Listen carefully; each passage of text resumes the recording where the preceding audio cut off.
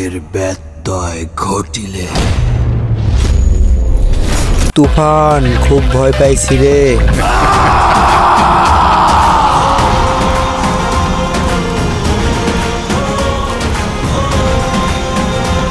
তো WhatsApp guys, কেমন আছো সবাই? আশা করি খুব ভালো আছো। গোন ভিডিও চ্যানেলের আইডেন্টিটি অফ ফেমাস পিপলের পর্বে তোমাদেরকে স্বাগতম। আজকের ভিডিওতে আমরা দেখতে চলেছি বাংলাদেশের সুপারস্টার শাকিব খান অভিনীত অর্থাৎ ঈদুল আজহায় আপকামিং সিনেমা তুফানের টিজার সম্পর্কে। এই মুভিটিকে আমরা বলতে পারি গরিবের অ্যানিমেল,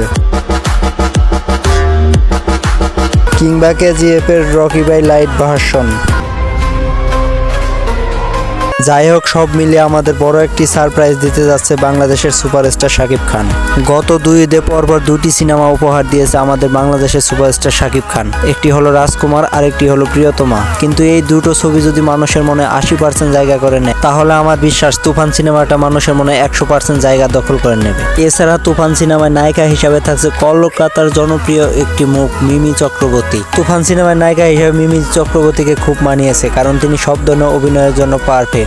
ফানি হোক কিংবা রোমান্টিক কিংবা অ্যাকশন, সব ধরনের অভিনয় যেন তার কাছে ডাল ভাত। তুফান সিনেমায় মিমি চক্রবর্তী 10-এর মধ্যে 9.5 পাওয়ার যোগ্য। এছাড়া রায়হান রাফি পরিচালক ভাইয়ার কথা আর কি বলবো, তিনি এতদিনে শাকিব খানের যথাযথ একটি ব্যবহার করেছেন। যাই হোক, অনেকের মুখে সমালোচনা শোনা যাচ্ছে এটি নাকি কেজিএফ কিংবা অ্যানিমেল দেখে নকল করে কপি করে বানানো হয়েছে।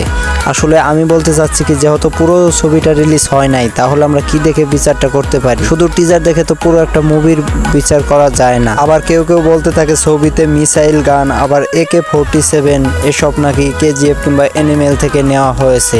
আসলে সাধারণত সব ধরনের সাউথ ইন্ডিয়ান মুভিতে মিসাইল গান কিংবা AK-47 ব্যবহার করা হয়, তাই বলে তো সবগুলো আর কপি করা না। সবাই নিজের মেধা কিংবা যোগ্যতা দিয়ে ছবি তৈরি করে। তাই আমার মতে এসব আগে বলা ঠিক না, কারণ এগুলো ছবির ইমেজটা নষ্ট করে দেয়। সেই সাথে একটি ডিরেক্টর একটি মুভিকে ফুটিয়ে তোলার জন্য কম একটা চেষ্টা করে না, সবসময় তারা পরিশ্রম করেই যেতে থাকে।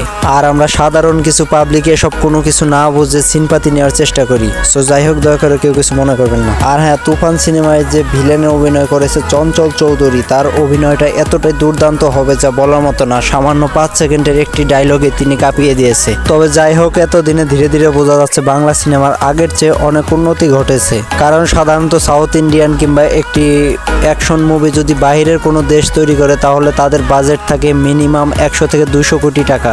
সেখানে আমাদের বাংলাদেশের ডিরেক্টররা 10 থেকে 20 কোটি টাকার মধ্যে এরকম মুভি বানিয়েছে, কিংবা এরকম মুভি বানানোর জন্য ভবিষ্যতে আরও ভালো পরিকল্পনা করছে। তাতেই তো অনেক। কারণ একটিবার আমরা চিন্তা করি, যদি 100 থেকে 200 কোটি টাকা এরকম আমাদের বাংলাদেশের ডিরেক্টরদের হাতে পৌঁছাতো, তাহলে তারাও অবশ্যই ভালো কোনো সিনেমা বানানোর জন্য সক্ষম হতো।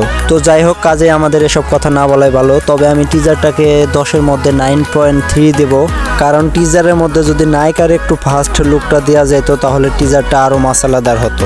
সো যাই হোক, শুভকামনা রইল তুফান টিমের জন্য। আর হ্যাঁ, সবার কাছে অনুরোধ রইল, ঈদের দিন সবাই নিজ নিজ পরিবার পরিজন নিয়ে ছবিটি উপভোগ করবেন। সো ভালো থাকবেন, সুস্থ থাকবেন, টেক কেয়ার। আর হ্যাঁ, শুনলাম অন্তরাত্মা মুভির নাকি কোনো প্রকার আপডেট এসেছে। সো যাই হোক, যদি এসে থাকে নেক্সট টাইম দেখা হচ্ছে অন্তরাত্মার সাথে।